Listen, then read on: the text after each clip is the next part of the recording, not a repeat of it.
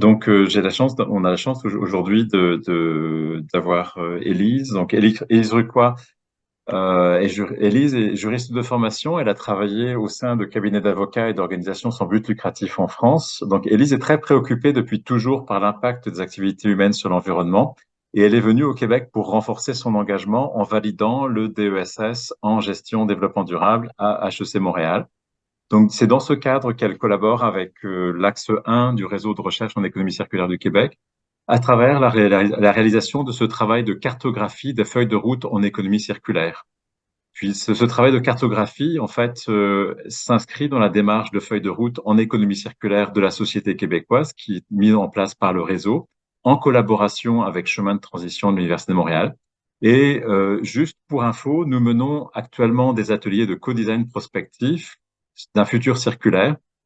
Ce sont des exercices assez ludiques sur une période de 75 minutes qui ne requièrent aucun travail préalable, aucune connaissance préalable. Et puis donc, il nous reste encore quelques places disponibles. Alors, n'hésitez pas à vous inscrire. Le lien sera dans quelques instants dans le chat de cette conférence. Donc, sans plus attendre, je vais laisser la place à Élise. Donc, Élise, bienvenue. Un grand honneur de t'avoir avec nous aujourd'hui. Merci. Bonjour à tous, merci au REC pour l'invitation et merci vraiment à tous d'être présents. Je vais partager mon écran pour que vous voyez la présentation. Euh, alors, et là, je partage, présenter. On devrait tous la voir maintenant. Donc la présentation que je vais donner. Donc, c'est un travail que j'ai effectué essentiellement l'été dernier et que j'ai intitulé Cartographie de feuilles de route en économie circulaire. Donc, c'est une présentation qui s'appuie sur un tableau Excel qui commence quand même à être assez volumineux et que j'ai essayé de synthétiser au maximum. Et je vous partagerai le lien à la fin de la présentation, donc si vous voulez avoir plus de détails. Donc d'abord, je vais commencer par rappeler l'objet du mandat qui m'était assigné. C'est un mandat que j'ai réalisé dans le cadre du DESS Gestion Développement Durable de HEC Montréal. Ensuite, je vais faire une comparaison des feuilles de route d'un point de vue méthodologique, puis une comparaison des feuilles de route plus en regardant leur contenu. Par exemple, en regardant les stratégies d'économie circulaire qui sont proposées dans les feuilles de route. Emmanuel m'a présenté, mais voilà, en quelques mots. Donc, je suis titulaire d'une maîtrise de droit que j'ai validée en France, à Paris, et tout nouvellement du DESS Gestion Développement Durable de HEC. Donc, j'ai travaillé plusieurs années dans le secteur culturel en France, dans des organismes à but non lucratif. Et depuis le mois de septembre 2022, je travaille pour le collectif Récolte, donc qui est une OBNL à Montréal qui œuvre en faveur des systèmes alimentaires durables. Et là, j'occupe un poste d'analyse mesure d'impact. Donc, je fais beaucoup de collecte et d'analyse au quotidien. Donc, d'abord, pour rappeler le mandat, donc c'était un mandat qui était proposé par HEC, donc plus exactement donc par Emmanuel. Donc, l'objet du mandat, c'était de faire une cartographie d'un échantillon pertinent de démarches prospectives et de feuilles de route en transition et en économie circulaire. Donc, de faire une revue régulière de littérature, de faire des entrevues avec des experts, d'alimenter un dossier numérique, et donc tout ça dans un temps quand même assez limité. Et donc, l'objectif du travail, donc, c'est d'outiller l'élaboration de la feuille de route en économie circulaire qui est en ce moment coordonnée par le réseau de recherche, par le REC. Et donc, c'est une feuille de route qui devrait voir le jour, je pense, l'année prochaine. Et donc, l'idée, c'est vraiment d'aider cette feuille de route à se situer, donc à se positionner par rapport aux autres feuilles de route qui existent à l'échelle internationale. Peut-être aussi va lui permettre de s'inspirer d'initiatives ou de mécanismes existants. Donc, la première étape, ça a été de sélectionner des feuilles de route sur lesquelles baser mon travail. Donc, avec Emmanuel, on a rencontré Jocelyne Blériot de la Fondation Hélène MacArthur, qui était d'ailleurs, Jocelyne Blériot était au Québec la semaine dernière. Et donc, Jocelyne Blériot, il est en charge des relations avec les institutions internationales et les gouvernements. Et donc, il nous a aidé à identifier les feuilles de route les plus pertinentes, donc les plus ambitieuses, qui ont été élaborées ces dernières années à l'échelle d'un pays. Donc ça, c'est un élément important parce qu'on a choisi des pays et pas des villes ou des industries particulières. Déjà, car il y a un travail de cartographie de feuilles de route de villes qui a été effectué au niveau de la ville de Montréal. Donc, on ne voulait pas dédoubler un travail qui a déjà été fait, et aussi pour que ça colle plus à la réalité de la démarche de la feuille de route du REC. Donc, les pays qui ont été sélectionnés pour les feuilles de route, sont ceux qu'on voit là sur la slide. Donc, il s'agit de la Finlande, des Pays-Bas, de la France, de l'Allemagne, de l'Écosse, de la Chine. Donc, la Chine, c'est le 14e plan quinquennal, du Chili, de la Colombie et l'Union européenne. Donc, l'Union européenne qui n'est pas un pays, mais c'est vraiment un document de référence donc, qu'il fallait quand même intégrer dans cette étude. Aussi, donc j'aimerais rappeler que cette étude comporte des limites. Donc, déjà, les feuilles de route analysées ne sont pas représentatives de l'ensemble des feuilles de route qui existent en économie circulaire. Donc, il en existe des dizaines et des dizaines. Donc, là, il s'agit volontairement des plus ambitieuses. C'est aussi donc une étude qui a été réalisée dans un temps limité. Donc, il y a d'autres feuilles de route qui semblent aussi intéressantes et qui pourraient être intégrées dans l'étude. Ensuite, c'est une étude qui se base sur le contenu et seulement le contenu des feuilles de route et parfois quand même sur certains documents annexes, des documents notamment qui sont publiés par les porteurs de projets. Donc, ça ne reflète pas forcément la direction que prend l'API de façon plus générale en matière d'économie circulaire. Il faut quand même bien l'avoir en tête. Et c'est aussi un travail qui a été fait par une seule personne, enfin par moi. Et au départ, je ne suis pas experte en économie circulaire. Donc, la courbe d'apprentissage a été quand même très importante ces derniers mois. Mais j'ai quand même eu la chance de bénéficier de précieux retours, de nombreux échanges avec Emmanuel et aussi avec Marlibel. Et voilà, ce que je veux dire, c'est que c'est un travail qui peut encore être amélioré, approfondi. On pourrait encore aller plus loin. Donc, si jamais vous avez des suggestions, n'hésitez vraiment pas à le faire à la fin de la présentation. Donc, pour commencer sur la méthodologie, donc là, déjà pour pouvoir comparer ces feuilles de route, il a fallu commencer par définir des critères. Donc, les critères, donc, c'est ceux qu'on voit. Donc, il s'agit donc de la portée des feuilles de route, donc la géographie concernée, la temporalité, la vision affichée, les objectifs, les secteurs, les chaînes de valeur qui sont concernés par les feuilles de route. Ensuite, donc, les mécanismes d'élaboration. Donc, quels sont les porteurs de projet de la feuille de route? Quelles parties prenantes ont été impliquées, les différentes étapes d'élaboration et les données qui ont été considérées. Et ensuite, la mise en œuvre, donc encore les parties prenantes impliquées, les stratégies de mise en œuvre, dont des stratégies de mobilisation, et enfin le budget, en sachant que c'est un dernier point qui est même très peu abordé par les feuilles de route. Voilà. Et donc, à partir de ces critères, j'ai rempli donc un tableau Excel. Comme je le disais aussi plus tôt, parfois l'information ne figurait pas dans les feuilles de route. Donc, j'étais quand même obligée de fouiller un peu sur Internet, notamment sur les pages des ministères. Voilà, quand je trouvais vraiment rien, je mets ND, donc non déterminé, dans ce tableau. Donc, pour la temporalité, donc on voit que la temporalité des feuilles de route est très variable. Donc, en Chine, c'est un document qui a été publié en 2021 avec des objectifs qui doivent être atteints d'ici 2025. Donc, c'est relativement court. Pour les Pays-Bas, au contraire, donc la feuille de route a été publiée en 2016 avec un objectif, avec un horizon 2050. Donc, c'est une feuille de route qui dure 34 ans. Donc, voilà, c'est vraiment beaucoup plus long, mais voilà, il y a quand même des mécanismes de mise à jour qui sont prévus chaque année afin de modifier, de renforcer certaines mesures de la feuille de route. Donc, en tout cas, la temporalité, c'est très variable. Donc, il y a des horizons de temps 2025 pour la Finlande, la Chine, l'Écosse, des horizons de 2030 pour l'Allemagne, la France, la Colombie, l'Union européenne, un horizon de 2040 pour le Chili et un horizon de 2050 pour les Pays-Bas. Donc, voilà. En tout cas, en moyenne, on voit qu'une feuille de route est élaborée pour à peu près 12 ans. Pour la vision qui est affichée, donc c'est une vision quand même qui est très similaire d'une feuille de route à une autre. En fait, on retrouve quasi systématiquement les mêmes éléments qui sont mis de l'avant. Et c'est des éléments donc, qui justifient l'élaboration d'une feuille de route en économie circulaire et qui justifient aussi la pertinence de l'économie circulaire pour le pays. Donc, on voit qu'il y a le fait de devenir un leader de l'économie circulaire. Ça, c'est quelque chose qu'on retrouve systématiquement. Renforcer la compétitivité du pays, créer de nouveaux emplois, réduire la dépendance du pays aux importations de matières premières et aux aléas économiques mondiaux. Aussi le fait de dissocier la croissance économique et l'augmentation du bien-être de l'utilisation des ressources naturelles et des émissions. Donc, c'est ce concept de découplage qui est très, très présent dans les feuilles de route. Aussi le fait de garantir le respect des limites planétaires et de contribuer à la neutralité climatique. Par contre, voilà, les objectifs qui sont retenus pour réaliser ces visions sont très différents d'un pays à un autre. Donc déjà, il y a des feuilles de route qui ont des objectifs quantitatifs, donc des objectifs chiffrés. Donc là, j'ai mis quelques exemples. Je ne vais pas tous les lire, mais par exemple, on voit que les Pays-Bas ont l'objectif de parvenir à une économie 100% circulaire d'ici 2050. avec un objectif intermédiaire de réaliser une réduction de 50% de l'utilisation des matières premières d'ici 2030. Donc, c'est un objectif quand même qui est très ambitieux. Ensuite, on voit qu'il y a beaucoup d'objectifs qui sont en lien avec la création d'emplois verts, des objectifs de recyclage ou aussi des objectifs qui sont liés à la productivité des ressources. Ensuite, il y a des objectifs que j'ai qualifiés de plus qualitatifs.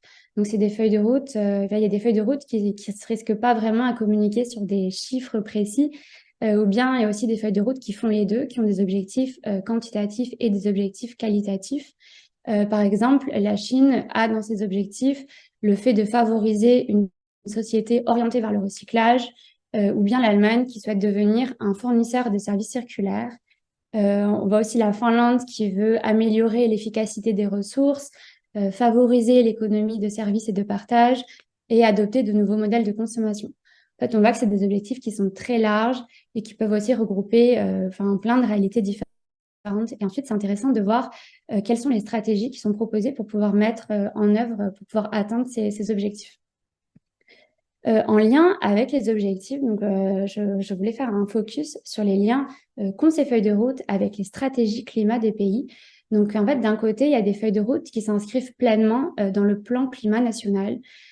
Donc là, l'économie circulaire est envisagée comme un pilier essentiel pour atteindre les objectifs de l'accord de Paris, notamment le fait de devenir neutre en carbone.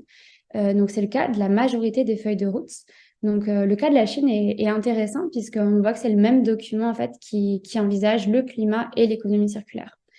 Et puis, d'un autre côté, il y a des feuilles de route qui sont peut-être un peu plus, enfin, qui se veulent plus indépendantes, mais qui font quand même tout le lien avec les objectifs climatiques. Et c'est souvent un lien qui est rappelé en introduction.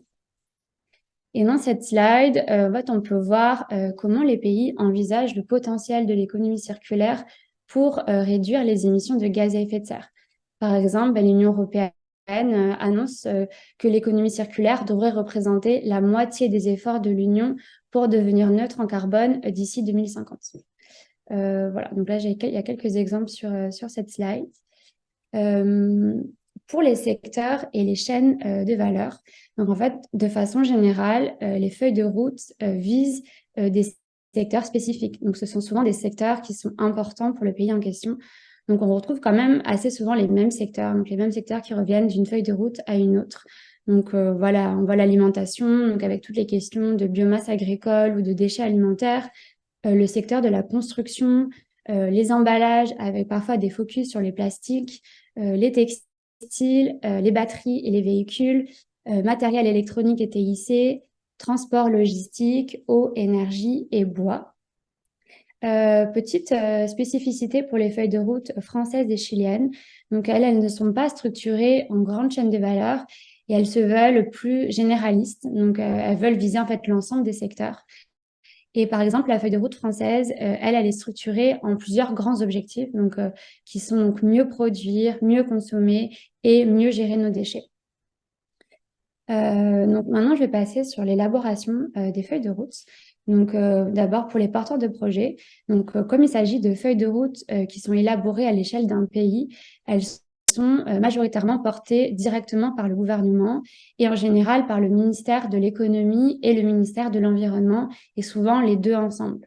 Pour l'Union européenne, c'est porté par la Commission européenne. Il y a deux cas particuliers. Donc, pour la Finlande, la feuille de route est portée par Sitra, qui est le fonds d'innovation finlandais qui opère sous la supervision du Parlement. Donc, c'est un fonds qui ne dépend pas de ressources financières du gouvernement et qui donc peut agir, enfin, on peut penser qu'elle agit de façon indépendante. Et en Allemagne, la feuille de route est portée par Akatech.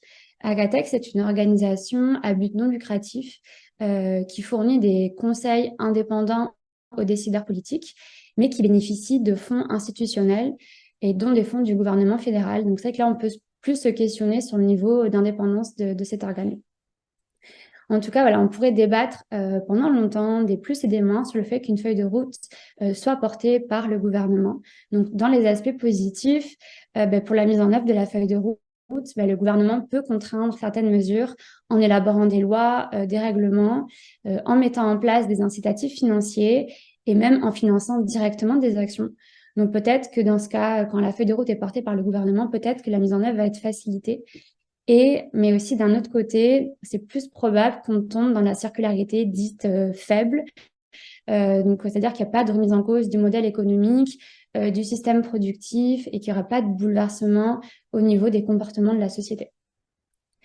Pour les parties prenantes qui sont impliquées dans l'élaboration, donc encore une fois, c'est très variable, mais quand même, très souvent, les feuilles de route font intervenir de nombreux acteurs de la sphère publique, par exemple des ministres, des représentants de territoires, de villes, aussi de la sphère privée, donc avec des représentants de l'industrie, et de la société civile, donc avec les ONG, des associations de protection des consommateurs, de l'environnement, et enfin aussi le milieu universitaire qui est très présent. Et donc, l'implication assez forte de ces parties prenantes se fait majoritairement dans le cadre de groupes de travail. Donc, en Finlande, il y a eu un groupe de travail qui a été créé et qui a réuni 50 personnes. En France, il y a plusieurs groupes de travail qui ont été constitués sur des thématiques spécifiques, donc sur les territoires, sur les plastiques, sur la consommation et production durable et sur les instruments économiques. En Allemagne, il y a eu 3 groupes de travail qui ont été créés sur les thèmes des modèles économiques circulaires, des batteries de traction et des emballages. Et là, il y a 130 experts qui ont été mobilisés. Et au Chili, il y a eu 11 groupes thématiques et 140 parties prenantes qui ont été mobilisées. Après, comme je précise qu'on a très peu d'informations sur le processus d'élaboration des feuilles de route des Pays-Bas, de la Chine et de l'Union européenne. Donc là, je ne peux pas vraiment dire le niveau d'inclusion des parties prenantes. Je présume qu'il a dû être assez fort pour les Pays-Bas. Pour la Chine, je sais moins. Aussi à noter que certaines feuilles de route ont eu recours à un processus de consultation citoyenne. Donc c'est le cas de la France, du Chili, de l'Écosse et de la Finlande. Il s'agissait surtout donc, de consultations en ligne où tout le monde en fait, pouvait participer et donner son avis. Après, en Finlande, c'était un séminaire ouvert qui était organisé. Donc, voilà, c'est le seul cas hors consultation en ligne. Et ensuite, voilà, je voulais faire aussi, toujours dans les parties prenantes, un petit focus sur la feuille de route chilienne.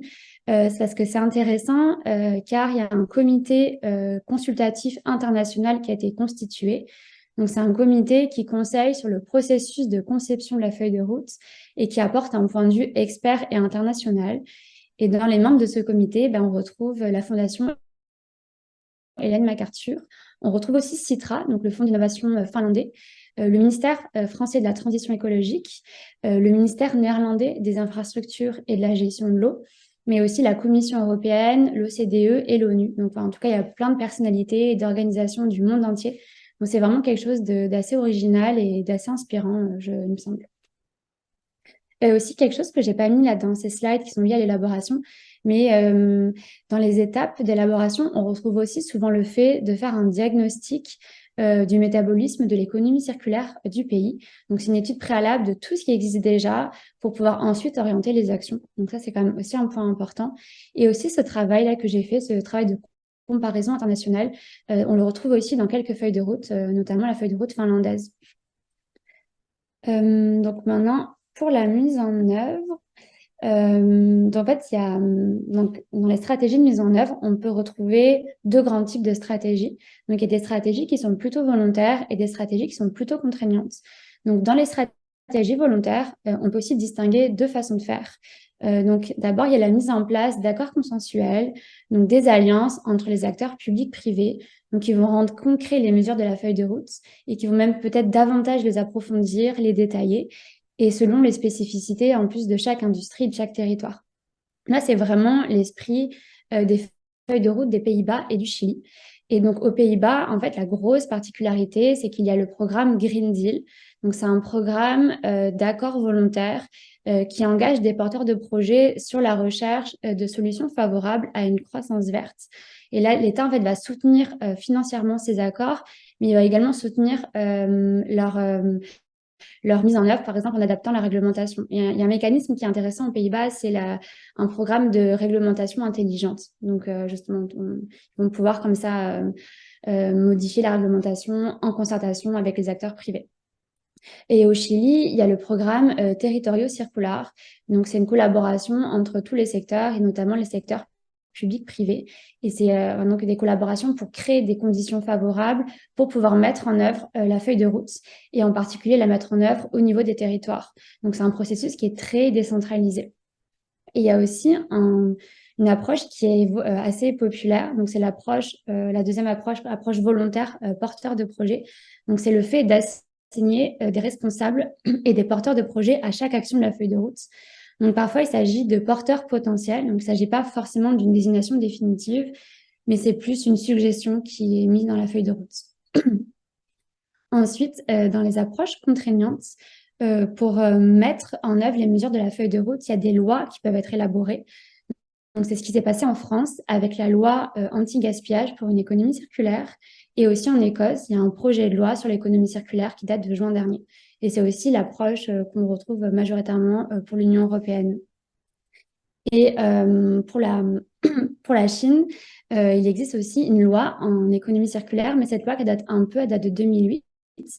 Et s'agissant en fait des dernières mesures, enfin des derniers engagements de la Chine sur la période 2021-2025, la mise en œuvre se fait selon une approche très descendante, donc du gouvernement central aux provinces, aux villes et ensuite aux usines.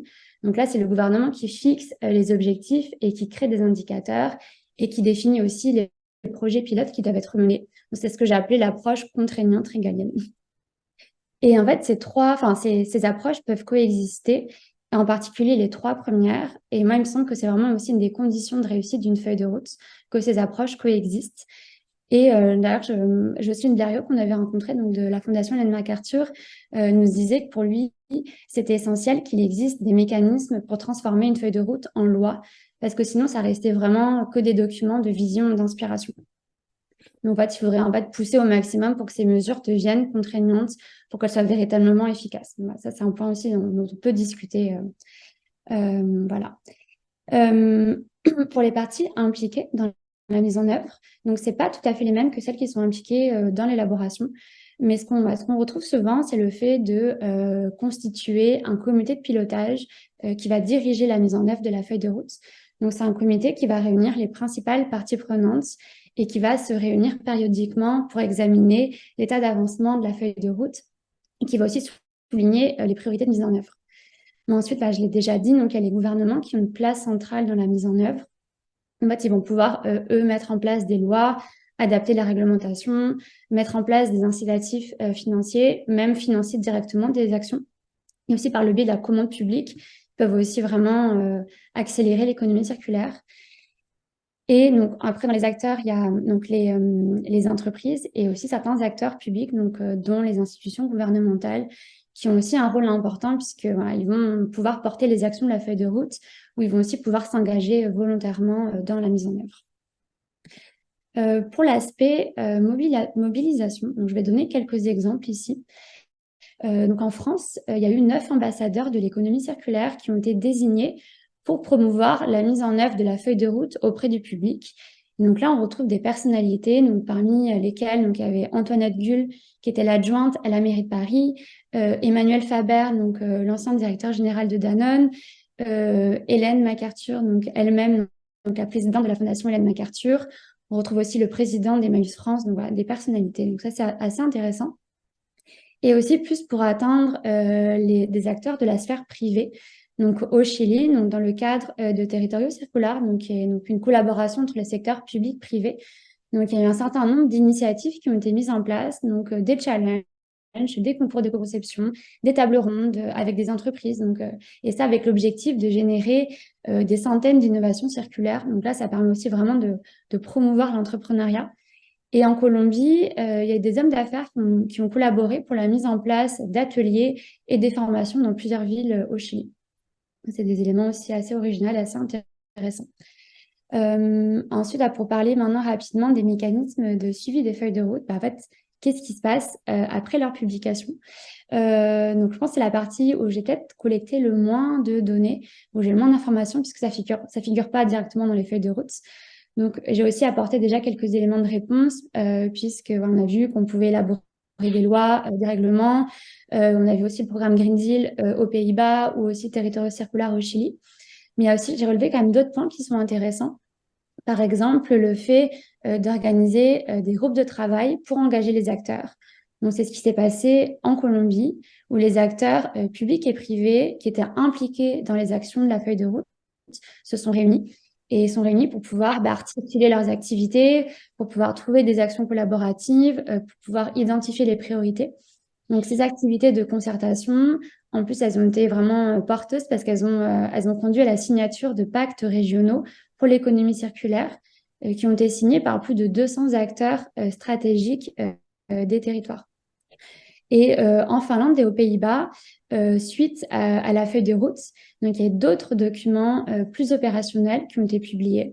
Donc, par exemple, aux Pays-Bas, il y a eu 5 agendas de transition qui ont été publiés pour les 5 filières qui ont été identifiées comme les plus prioritaires pour le pays. Donc, c'est biomasse, alimentation, plastique, industrie manufacturière et construction et biens de consommation. En fait, c'est des agendas de transition qui vont beaucoup plus loin dans le niveau de détail par rapport à la feuille de route. Et ensuite, après ces agendas de transition, il y a eu un programme de mise en œuvre de l'économie circulaire qui a été publié. En fait, on voit qu'il y a comme un tas d'autres de documents, plans d'action qui sont publiés suite à la feuille de route. Euh, et aussi, la dernière chose, donc, il y a certains pays aussi qui prévoient des mécanismes de révision de la feuille de route.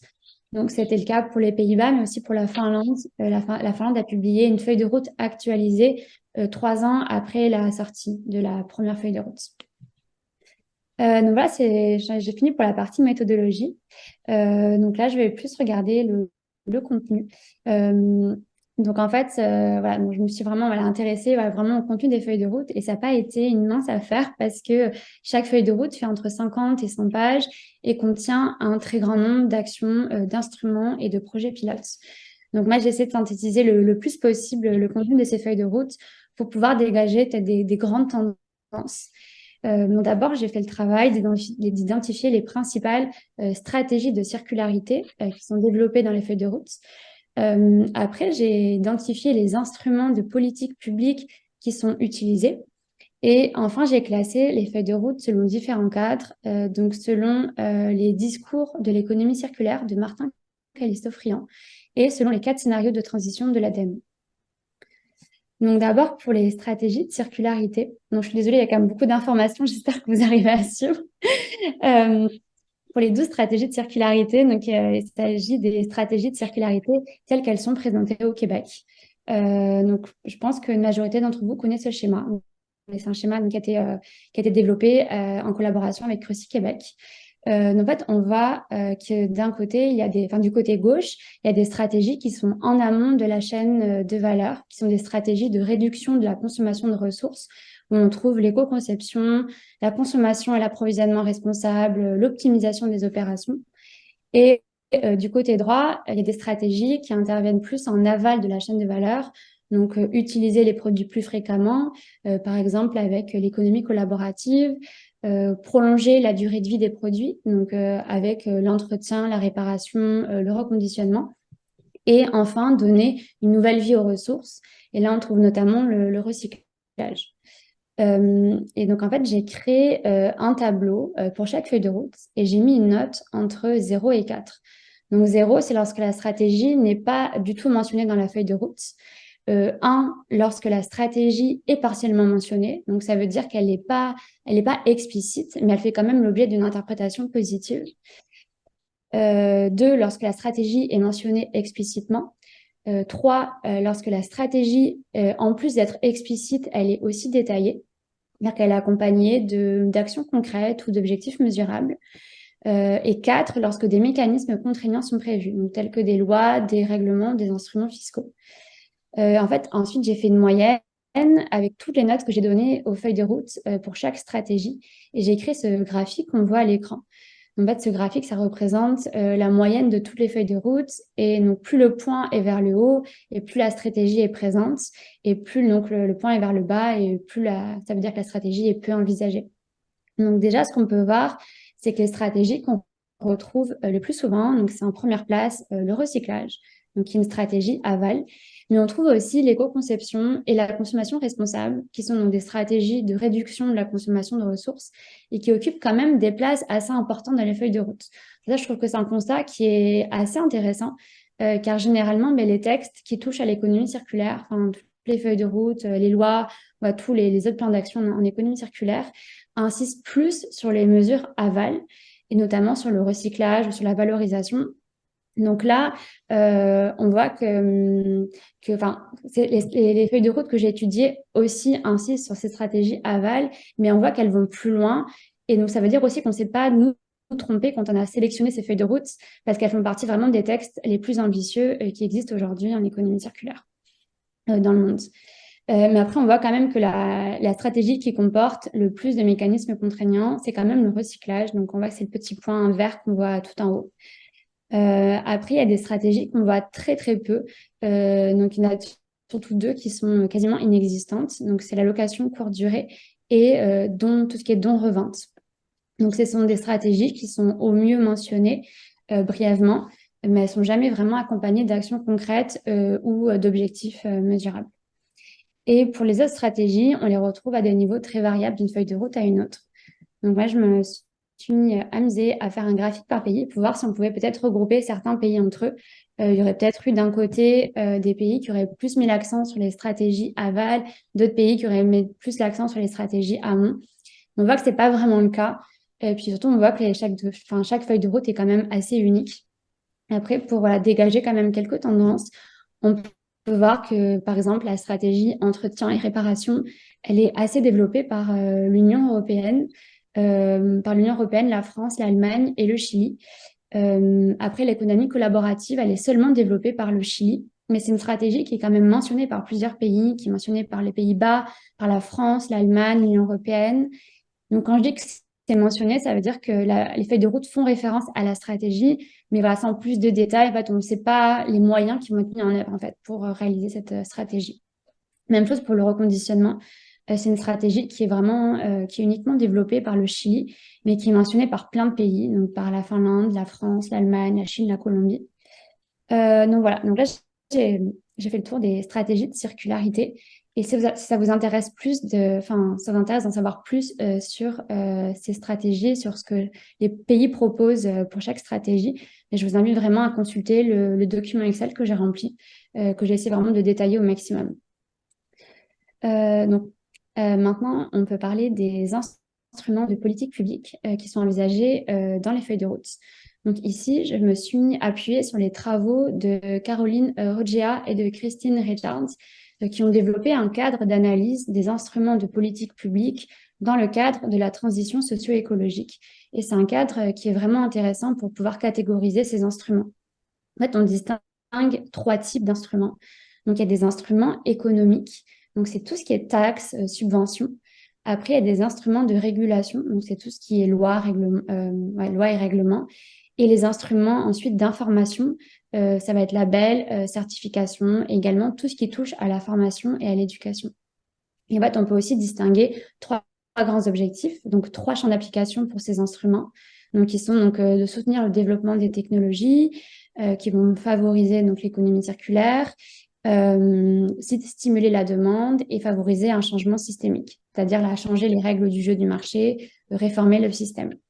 Donc, je dévoile tout de suite mes conclusions, mais l'objectif qu'on retrouve le plus, c'est le deuxième. Donc, c'est tout ce qui va permettre d'augmenter la demande de produits-services issus de l'économie circulaire. Donc là, je ne vais pas tout détailler, je ne vais pas tout lire, mais je vais m'attarder peut-être aux points qui me semblent les plus importants. Mais en tout cas, pour ce qui est des instruments économiques, déjà, on voit qu'un certain nombre de taxes sont proposées. Donc, par exemple, des taxes sur l'élimination des déchets pour pouvoir réduire le volume total de déchets, ou encore des taxes pour lutter contre la consommation de produits problématiques, par exemple des gobelets à usage unique.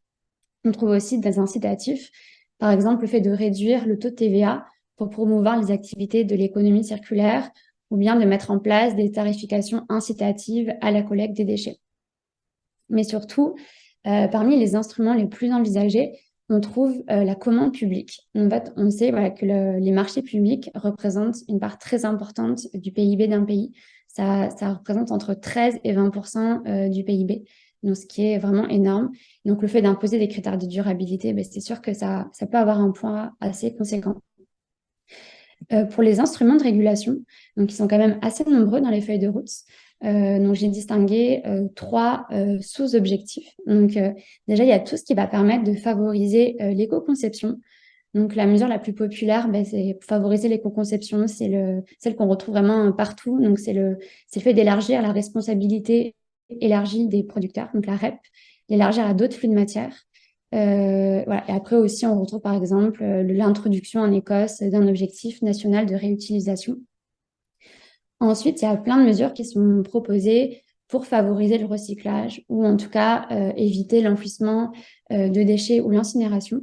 Donc, par exemple, il y a le fait d'adapter la réglementation relative aux déchets, le fait de clarifier la définition des déchets pour éviter que certains produits qui pourraient être réutilisés ou valorisés se voient attribuer le statut de déchet. C'est vraiment une mesure très populaire aussi, le fait vraiment de revoir la réglementation des déchets. On retrouve aussi le fait d'interdire la mise en décharge de certains déchets ou bien introduire un taux de recyclage obligatoire pour certains matériaux. Et enfin, il y a des mesures qui visent à allonger la durée de vie des produits, notamment le fait d'introduire un droit à la réparation que propose par exemple l'Union européenne. Et enfin, pour les instruments d'information, donc ils sont extrêmement nombreux. Donc, j'ai pas pu tous les mettre ici dans la slide. Donc, en fait, il y a déjà des instruments qui visent à informer les consommateurs. Donc, par exemple, l'information sur la durée de vie des produits, un indice de réparabilité ou voilà, la mise en place de passeports produits. Et ensuite, il y a un tas d'instruments qui visent aussi à informer peut-être plus les professionnels. Donc, par exemple, la mise en place de communautés de pratiques pour permettre aux entreprises d'acquérir de nouvelles connaissances dans le domaine de l'économie circulaire ou bien la création d'une plateforme des acteurs de l'économie circulaire, que les acteurs puissent échanger entre eux. Et enfin, il y a tout ce qui touche à la formation et au développement de compétences. Donc, par exemple, la création de certifications reconnaissant les compétences qui contribuent à l'économie circulaire pour pouvoir favoriser ces emplois. Et, bon, et pour un changement plus systémique, il y a des pays comme la France ou l'Allemagne qui prévoient vraiment d'intégrer l'enseignement à l'économie circulaire dans tous les programmes d'études et ce, dès la petite enfance. Donc, plus dans le systémique. Maintenant, je vais passer donc, au discours de l'économie circulaire. Donc, je ne sais pas si vous les connaissez, si vous en avez déjà entendu parler, mais le chercheur Martin Callisto-Friand a identifié 4 discours de l'économie circulaire qui sont présents dans le débat public. Donc, il y a 2 discours optimistes, les discours qu'on voit en haut, et 2 discours qui sont plus sceptiques, c'est ceux qu'on voit en bas. Donc, je ne vais pas reprendre dans le détail chaque discours, mais en fait, en gros, les discours optimistes croient au découplage et les discours sceptiques, pas vraiment. Et les discours qu'on retrouve le plus souvent dans les politiques publiques, ce sont des discours optimistes. Ça veut dire, là, c'est les 2 en haut, donc c'est la société circulaire réformiste et l'économie circulaire technocentrée. Donc, dans la société circulaire réformiste, donc c'est un discours qui est dit donc holistique, c'est-à-dire qu'il intègre les enjeux écologiques, sociaux et politiques de l'économie circulaire. Et l'économie circulaire technocentrée, c'est un discours qui est segmenté, donc qui tend à se focaliser sur les dimensions économiques et technologiques de l'économie circulaire. Et dans les feuilles de route que j'ai analysées, c'est le discours technocentré qui est prédominant. Donc, on le retrouve dans 78% des feuilles de route. Donc, c'est quand même assez proche de ce qu'affirme Martin Callisto-Friand, qui lui dit retrouver ce discours dans 84% des définitions de l'économie circulaire. Donc, en fait, c'est des feuilles de route qui se concentrent essentiellement sur la croissance économique, sur la compétitivité et qui mettent les questions de justice sociale et d'équité peut-être un peu de côté. Donc, ce sont des questions en fait qui ne sont pas toujours vraiment abordées. Il y a juste 2 feuilles de route qui ont un discours plus réformiste. Donc, c'est la feuille de route du Chili et la feuille de route française. Donc là, les questions sociales sont au cœur des feuilles de route. Donc, c'est particulièrement un constat qui est particulièrement vrai pour le Chili, parce que la feuille de route promeut une économie circulaire régénératrice, juste et participative, avec une priorité accordée à l'emploi. C'est peut-être un peu moins marqué pour la France. D'ailleurs, j'ai beaucoup hésité à classer la France dans le discours réformiste, mais dans les objectifs clés, on trouve le fait de créer des emplois pérennes qui sont issus de l'économie sociale et solidaire dans le secteur de la réparation. Donc, il y a vraiment ce lien à l'économie sociale et solidaire qui est quand même très présent dans la feuille de route française. Après, il y a aussi des feuilles de route qui sont quand même plus technocentrées, mais qui font quand même référence à des concepts de transition juste et d'inclusion sociale. Non, bébé. Voilà. Et là, c'est le cas notamment de la feuille de route de l'Union européenne et de l'Écosse. Et donc, pour finir, donc je vais donc regarder les 4 scénarios de transition de l'ADEME. Donc l'ADEME qui est l'Agence de la transition écologique en France. Donc je ne sais pas si vous êtes familier avec ces scénarios. Donc ces 4 scénarios qui ont été développés pour atteindre la neutralité carbone d'ici 2050. En fait, c'est 4 voies possibles avec des trajectoires très différentes en matière d'alimentation, d'habitat, de mobilité, de technique, de gouvernance. En fait, il y a plein de critères en fait, qui vont changer. Donc là, on est vraiment en plein dans la prospective. Et là, j'ai essayé de déterminer quel était le scénario le plus présent, donc le plus fort pour chaque pays, mais en me basant exclusivement sur les feuilles de route. Donc, encore une fois, ça ne veut pas dire que c'est la trajectoire que prend un pays en matière d'économie circulaire. Et pour pouvoir le déterminer, ça serait intéressant, mais ça nécessiterait vraiment une étude beaucoup plus approfondie de l'ensemble des politiques en matière de climat et en matière d'économie circulaire. Mais en tout cas, il y a un scénario qui me semble vraiment largement envisagé. C'est le scénario du pari réparateur. Donc, c'est le fait que nos modes de vie actuels se poursuivent de façon quasiment inchangée, avec une confiance dans notre capacité à réparer les dégâts causés aux écosystèmes, avec l'Internet des objets et l'intelligence artificielle qui sont omniprésents. Aussi, on va utiliser des technologies de captage et de stockage de CO2 dans l'industrie et on va continuer d'exploiter les ressources. Et là, le recyclage est poussé à son maximum.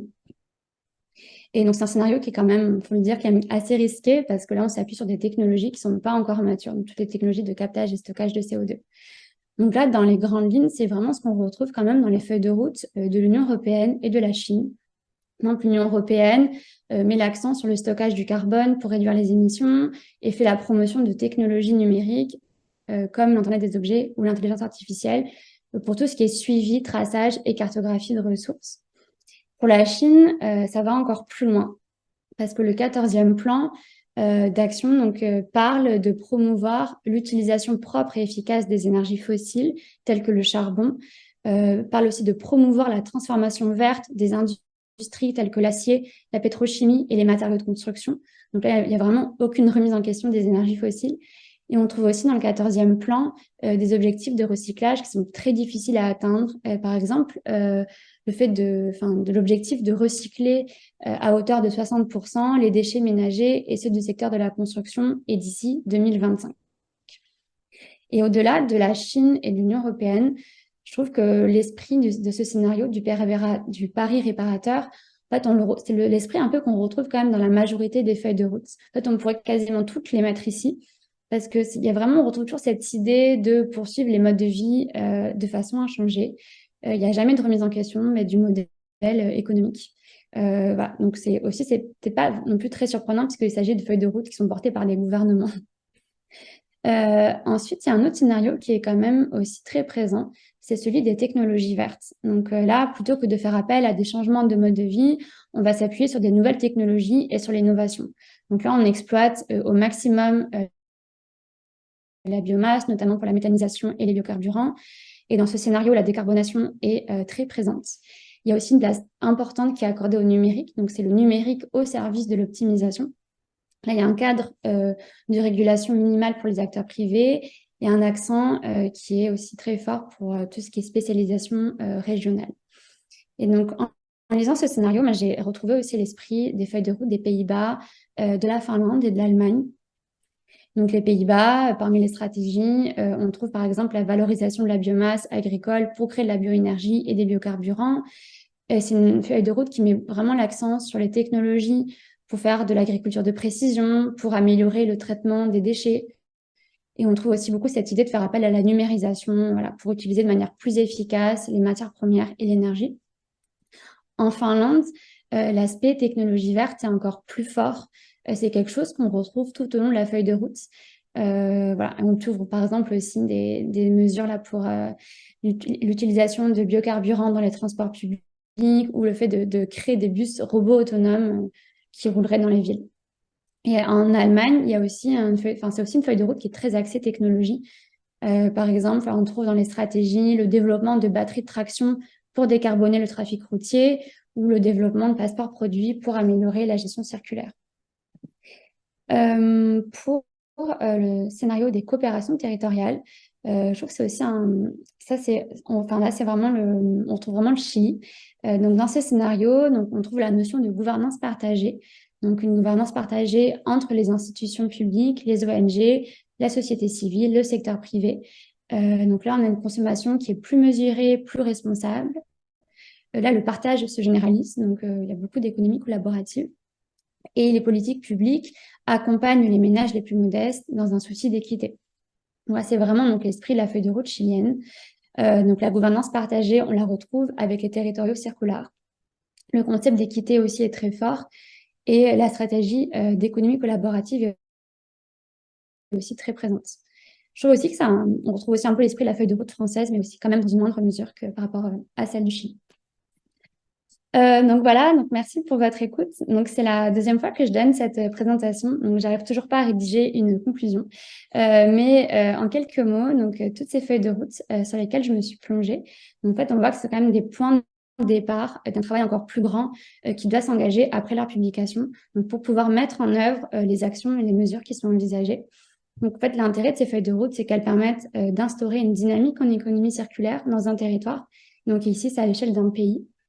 Et donc, je pense quand même que peut-être leur plus grande force, c'est vraiment le fait de mobiliser un très grand nombre d'acteurs. Donc, on l'a vu donc, dès la phase d'élaboration. Donc, le fait qu'un très grand nombre d'acteurs, donc de tous les secteurs, donc publics, privés, soient impliqués dans l'élaboration, ben, ça permet probablement de faciliter ensuite la mise en œuvre. Parce qu'on n'impose pas aux acteurs les mesures, en fait, c'est eux-mêmes qui les proposent. Donc, c'est quand même plutôt efficace. Pour les points faibles, on voit que c'est quand même des feuilles de route qui sont majoritairement technocentrées, donc qui n'envisagent pas les questions de justice sociale et d'équité. Il y a toujours des gros focus quand même sur le recyclage, quand même aussi sur l'éco-conception et la consommation responsable, mais très peu sur les stratégies d'allongement de durée de vie des produits. Et puis aussi, on retrouve là, on le voit, l'esprit du pari réparateur. Donc, c'est vraiment la confiance dans la capacité à réparer les dégâts causés aux écosystèmes, donc sans remise en cause du modèle économique. Puis on a vu aussi au tout début que ces feuilles de route visent le découplage. Mais en fait, c'est vrai, on peut vraiment s'interroger si toutes les mesures qui sont proposées, si elles vont vraiment assez loin pour voilà, permettre à ce qu'on atteigne ce fameux découplage. Et puis aussi, il faut dire aussi que ces feuilles de route n'envisagent pas des concepts importants, par exemple les effets rebonds, qui sont pas du tout développés, ou bien aussi le fait de rappeler quand même que c'est pas possible de faire des boucles à l'infini, des boucles de matériaux à l'infini. Et puis, juste voilà, un dernier mot, s'il y a une feuille de route dans laquelle vous devriez vous plonger, qui me semble vraiment peut-être la plus intéressante, la plus ambitieuse, donc c'est la feuille de route chilienne. Donc, dans l'élaboration, c'était un processus qui a été très collaboratif, participatif, donc avec 11 groupes de travail thématiques, 140 parties prenantes mobilisées, une consultation citoyenne et la constitution du comité international. Donc, c'est quand même des points très intéressants. Et puis aussi dans le contenu, c'est une feuille de route qui est réformiste, qui vise à créer une économie circulaire régénératrice, juste et participative, et qui est vraiment axée sur les coopérations territoriales. Donc, c'est vraiment une feuille de route qui se distingue vraiment des autres. Voilà, donc j'ai fini avec cette présentation.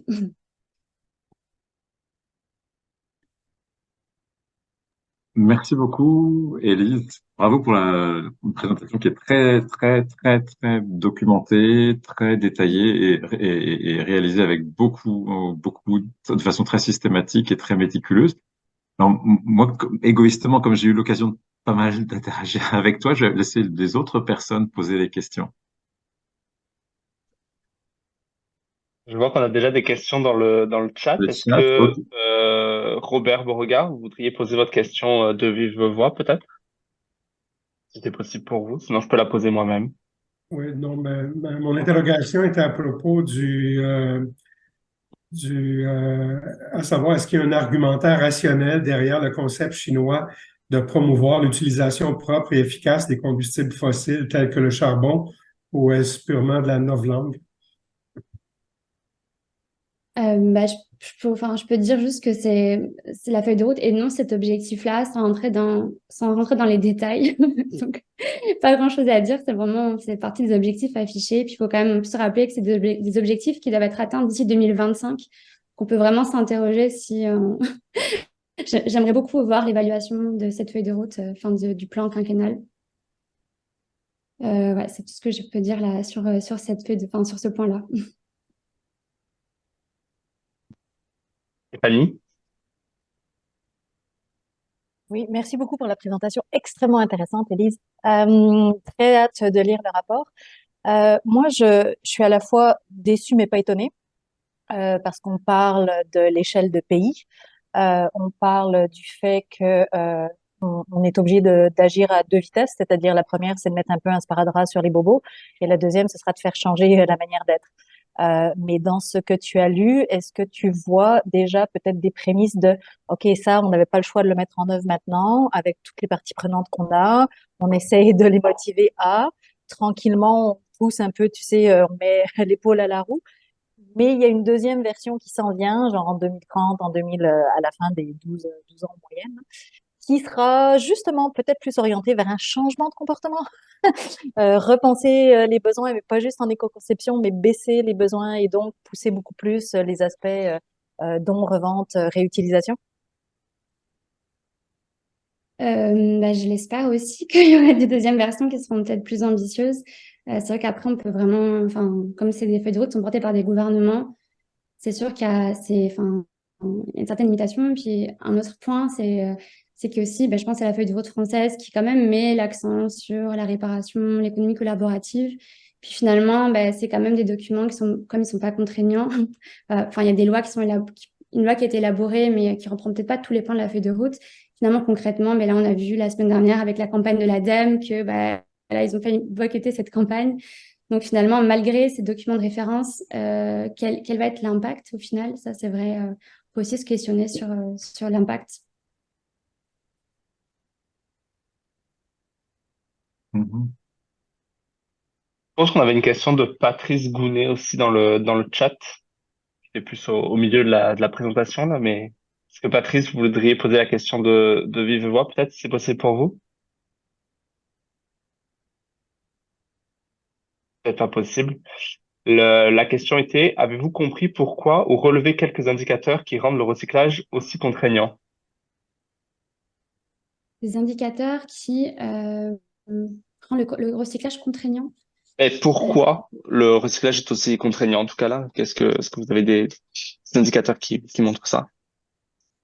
j'ai pas relevé d'indicateurs spécifiquement. Non, le recyclage, je peux vraiment juste dire que enfin, beaucoup d'objectifs sont liés au recyclage, des mesures contraignantes également. Donc, il y a un gros focus sur sur le recyclage, clairement. Après, je vois pas trop la question. Où est-ce que Ouais, c'est correct. Là, je sais pas si Patrice, vous voulez peut-être compléter. Sinon, on va voir peut-être est-ce qu'il y a d'autres questions dans la salle. Je voudrais. Stéphanie. Personne prend le plancher, je vais le prendre. Euh, dans les feuilles de route que tu as consultées et analysées, euh, est-ce qu'il y a un lien, et peut-être que tu l'as mentionné, désolé si je l'ai raté, est-ce qu'il y a un lien qui est fait de manière structurée ou juste en passant aux feuilles de route qui sont régionales ou aux feuilles de route qui sont au niveau des villes? Et si c'est le cas, comment est-ce que c'est pris c'est une question qu'on m'avait déjà posée avant, mais j'ai pas relevé ce lien. Non, j'ai pas relevé de lien en fait avec d'autres feuilles de route. Je pense notamment à la feuille de route des Pays-Bas qui fait pas le lien avec la feuille de route d'Amsterdam qui est également aussi très ambitieuse, enfin, très intéressante. Donc non, j'ai pas du tout vu de lien en fait avec ces autres documents. Je vois juste beaucoup de liens avec les plans climat, avec voilà, d'autres objectifs du pays en matière de biodiversité, pour les ODD aussi, mais pas de lien avec d'autres feuilles de route plus régionales. Par contre, j'imagine que ça va être le cas peut-être pour les feuilles de route régionales. J'imagine qu'elles doivent faire peut-être référence aux feuilles de route nationales. Ça va peut-être plus être dans ce sens-là que ça va se faire. Mais ouais, c'est ça. La question derrière ça, c'est si la feuille de route nationale est pas assez ambitieuse ou elle cadre trop les choses et devient de facto peut-être des obstacles euh, aux feuilles de route qui sont régionales. C'est Oui. à voir.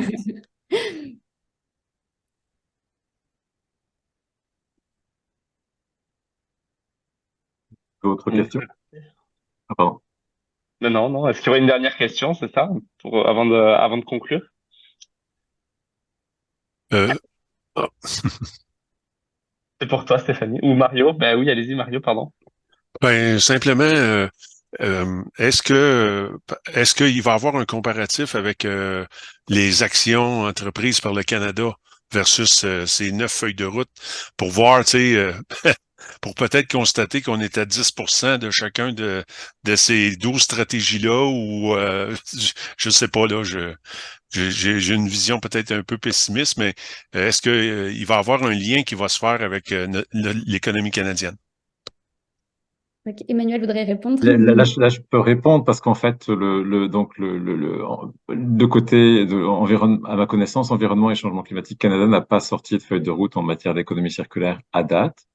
Donc ça, c'est le premier point. Mais là, j'ai mis le lien sur le chat tout à l'heure. La coalition des leaders en économie circulaire du Canada est en train de réaliser un document de travail justement sur le, un plan d'action autour de l'économie circulaire, qui est un document qui est en discussion. Et puis le document, il est sorti en anglais il y a à peu près un mois, et puis il est sorti en français la semaine passée. Donc, et puis on n'a pas donc, quand on a commencé le mandat quand elle a commencé son mandat au début de l'été, ce document n'existait pas. Donc on n'a pas encore. Et là, c'est un document qui, vous verrez, si vous allez sur le site de circulareconomysummit.ca, vous verrez que en fait, c'est les 4/5 des participants sont des participants qui viennent de l'industrie. Donc, c'est pas mené par le gouvernement en tant que tel, alors que les feuilles de route que Élise a analysées étaient menées par le gouvernement. Donc, ce sont des documents d'une nature un petit peu différente. On prend une dernière question avec Sonia. Oui, peut-être une question complémentaire pour Emmanuel. À vue de nez, le plan d'action canadien, il est plus S4 ou S2? Est-ce qu'on s'en va plus vers le technocentré ou vers l'influence chilienne? Vers le technocentré et puis vers le business centré aussi. Ben, je souris, mais c'est pas drôle. Oui, oui, c'est ça. Vous verrez tu verras le document en tant que tel. Je peux envoyer la version en français aussi qui est pour discussion en ce moment. C'est pas mal mené. Moi, perso, ça me fait penser pas mal à des initiatives, à des tables rondes de promotion de la RSE. RSE autour d'enjeux particuliers. C'est plus autour de ça, voilà. Et puis les politiques publiques sont marginales pour soutenir ces politiques menées en bonne partie par des conjonctions d'entreprises, voilà, ou des regroupements industriels. Merci. Écoutez, je pense que ça conclut ce webinaire. Un grand merci à Élise là pour cette très belle présentation, très inspirante, qui a vraiment suscité quand même des belles réactions. Merci à tous et toutes d'avoir participé à ce webinaire. Je vous rappelle que vous avez accès à tous nos événements sur notre site web. Et puis, au plaisir de vous revoir bientôt. Merci à tous, merci à toutes. Merci. Merci pour l'organisation.